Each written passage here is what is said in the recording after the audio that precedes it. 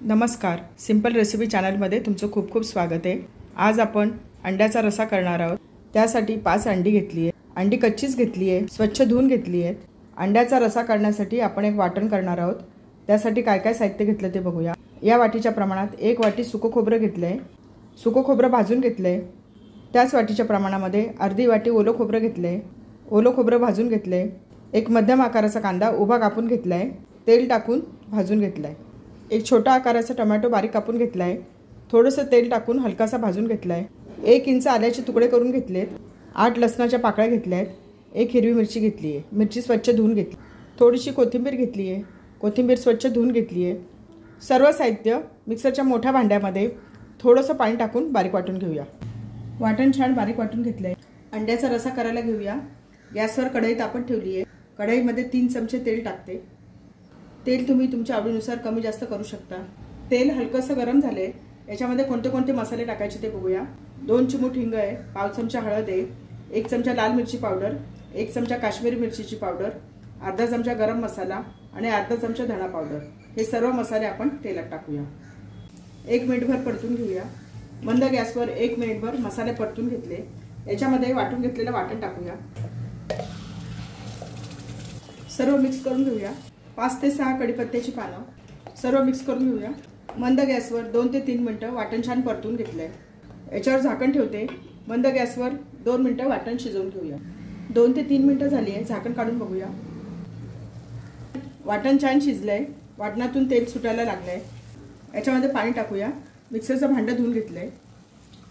अजून अर्धा ग्लास पाणी टाकते। सर्व मिक्स करून घेऊया। तुम्हाला रसा किती घट्ट पातळ करायचा आहे त्यानुसार तुम्ही पाणी टाका। मी याच्यामध्ये अजून अर्धा ग्लास पाणी टाकते। चवीनुसार मीठ टाकूया। सर्व मिक्स करून घेऊया। मीडियम गॅसवर 2 ते 3 मिनिटं रसा छान उकळून घेऊया। मीडियम गॅसवर 2 ते 3 मिनिटं रसा छान उकळला आहे। आता मी गॅस कमी करते। अंडी फोडून टाकूया। अंडं वाटीमध्ये फोडून घेतले। अलगद हाताने एकाच बाजूला टाकायचे, पसरवून नाही टाकायचं। अशा प्रकारे सर्व अंडी मी टाकून घेते।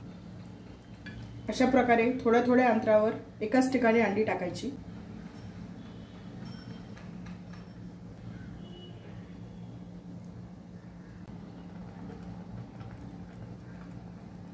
अंडी टाकल्यावर लगेच हलवायचं नाही। रशामध्ये अंडी टाकताना अंडी आधी वाटीत फोडून घ्यायची आणि मग टाकायची, म्हणजे एखादा अंड जर खराब असेल तर आपल्याला लगेच कळतं। याच्यावर झाकण ठेवते। मंद गॅसवर 4 ते 5 मिनिटं शिजवून घेऊया। 5 मिनिटं झाली आहे। झाकण काढून बघूया। आपला अंड्याचा रसा तयार झाला आहे। छान शिजलंय अंड। याच्यामध्ये थोडी बारीक चिरलेली कोथिंबीर टाकते। आपला अंड्याचा रसा तयार झाला आहे। प्लेटमध्ये सर्व करूया।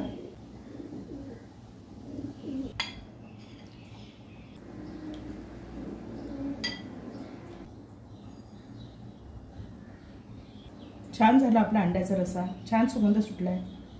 थोडीशी बारीक चिरलेली कोथिंबीर टाकते। आपला अंड्याचा रसा तयार झालाय। आपला अंडी फोडून अंड्याचा रसा तयार झालाय। प्लेटमध्ये सर्व केलाय। छान झालाय रसा। भाकरी बरोबर, चपाती बरोबर, भाताबरोबर खाऊ शकतो। चवीला खूप छान लागतो। झटपट होतो।